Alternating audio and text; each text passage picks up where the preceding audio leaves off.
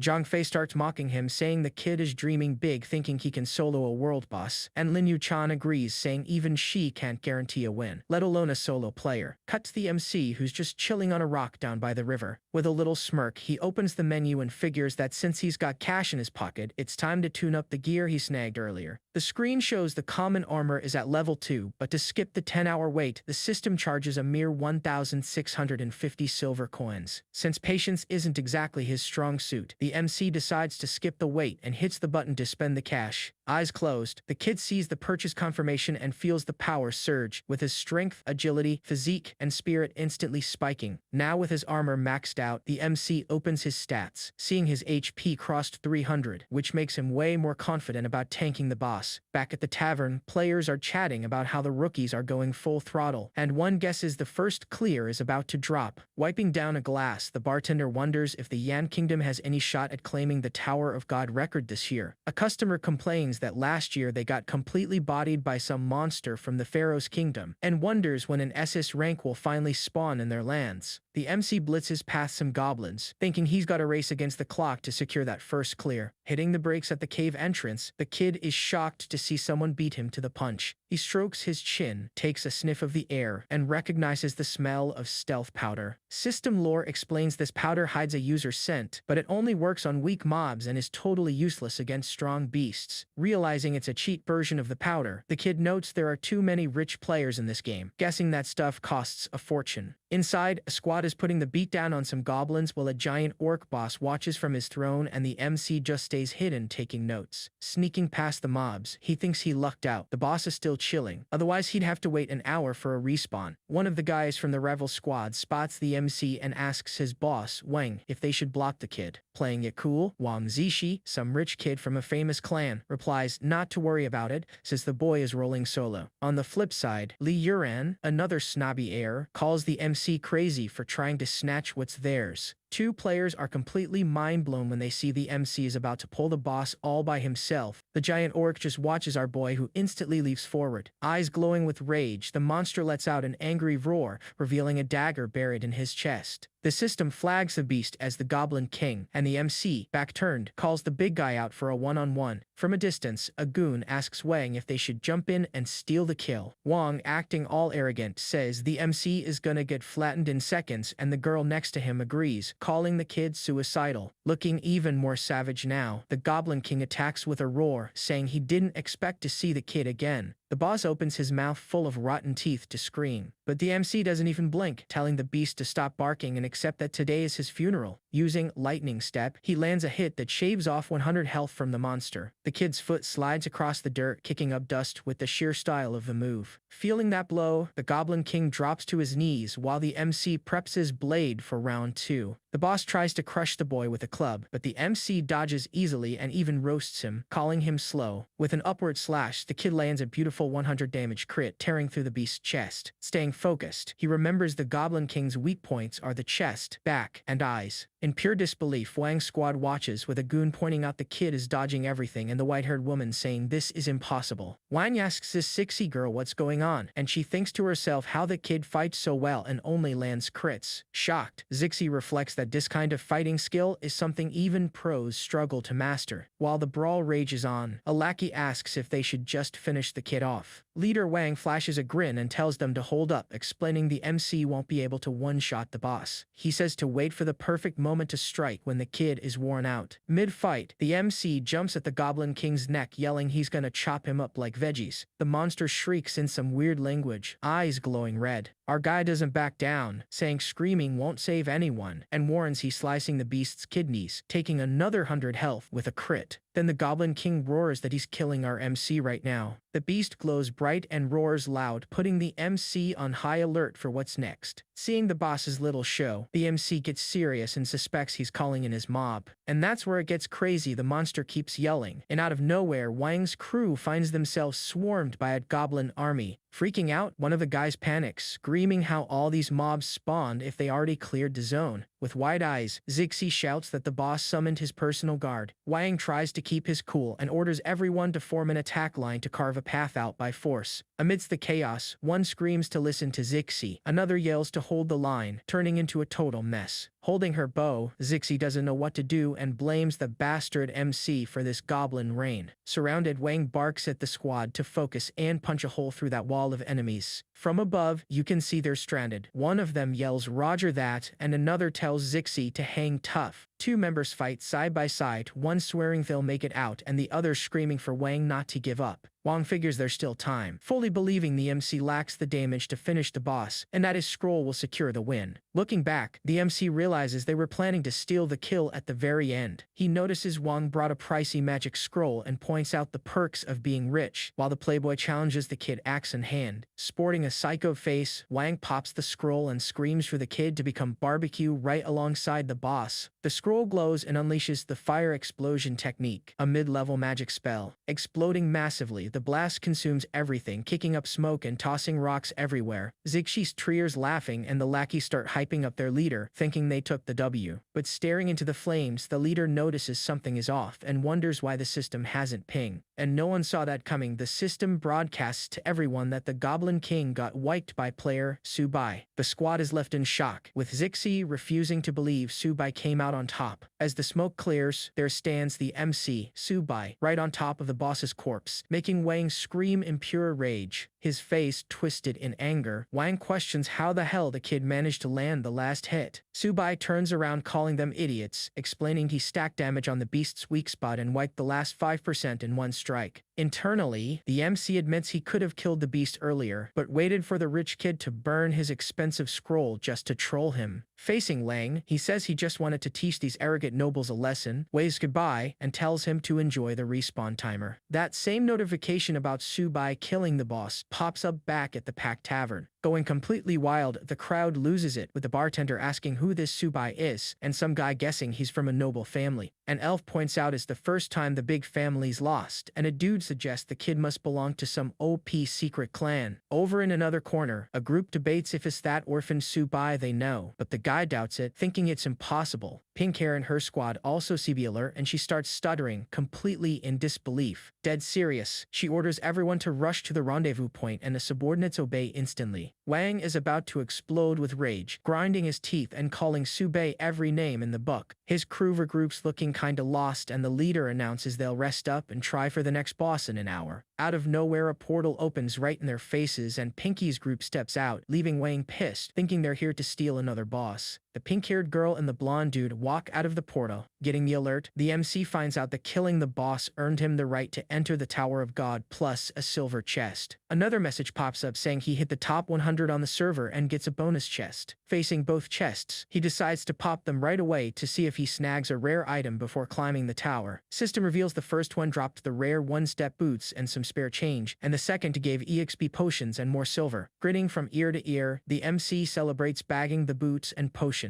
The display shows the boots grant several buffs and feature a skill that boosts speed by 30%. He holds the boots thrilled, but remembers his level is still low and the Season 10 leaderboards must be open by now. On the scoreboard, he spots his name sitting at 98 and finds it weird to be ranked so low. He figures he clued everything super fast, but concludes that the pay-to-win players from other regions probably bought their way through first. System confirms he used the EXP potion, granting a 10% boost for an hour. The MC down the flask and thinks he really needs to rush and level up ASAP. Before a giant purple portal, he braces himself to see what the first floor challenge is. He steps through the gate and lands on a stone platform covered in ancient runes on the first floor. Scanning the darkness, the kid wonders if this dungeon is the infamous Shadow Labyrinth. The MC sizes up the challenge, knowing beginner dungeons vary a ton, but the Shadow Labyrinth is rated Nightmare for noobs, sitting at mid to high difficulty. Just then, the kid's foot steps on a floor tile, which lights up with a faint glow. He starts navigating the maze with a memorized pattern in his head. First forward, then right, and forward again. Running down the tight corridor, the MC notes the pattern is the same as always, thanking God he didn't forget the way out of this place. Suddenly, a creepy hand with huge claws bursts from the ground, almost catching him off guard. From a magic circle, a black beast with red eyes and a massive tongue lunges at the MC, who lets out a startled yell. The kid comes face to face with the ugly creature and wonders if that's a man-eating ghoul. System window pops up confirming it. It's a level 3 man-eating ghoul, normal type. Undead class with the sharp claws skill. Gripping his dagger, the MC enters combat mode, recalling that these mobs are agile and hit hard, so he absolutely can't let them surround him. The boots glow as he triggers the skill to slide super fast across the floor. Dodging the monster's strike, he lands a perfect counter. The screen flashes crit an instant kill, making the MC think they're a breeze one-on-one. Another ghoul tries to act smart jumping from above to catch him slipping, but the kid was already in his fighting stance. With a ninja reflex, the MC intercepts the beast midair, and the system calls another crit as the monster gets dusted. The notification pops up showing he gained 40 EXP and a +4 bonus. Bathed in light, the MC stands there receiving system congrats for hitting level 3 and scoring 2 free stat points. That satisfying little window pops up screaming, "Level up!" Checking his stats, now showing Subai at level 3 with everything updated, he realizes the king's EXP finally pushed him over the edge. The MC keeps moving through the maze, stepping past tiles glowing blue and red on the dark floor. Scanning the setup, he gets that the tiles lead to different paths. Red is hardcore mode and blue is a walk in the park. Without a second thought, he steps on the red, choosing violence because the kid knows tough missions mean fat loot. The boy walks down a long, gloomy hallway lit by torches toward a giant door with a red circle glowing under his feet. Over in the Yan Kingdom, at the Chu Dynasty Guild HQ, a woman tells the president that Mr. Jumsai is crushing it. The white-haired long-haired, goatee-rocking Joe Wang, guild founder, counters that a good start guarantees nothing. The real winner is whoever crosses the finish line with the prize. Smiling and sucking up, the woman says the apple doesn't fall far from the tree. She adds that with the president's setups, the Rookie King title is in the bag for Mr. Jumsai.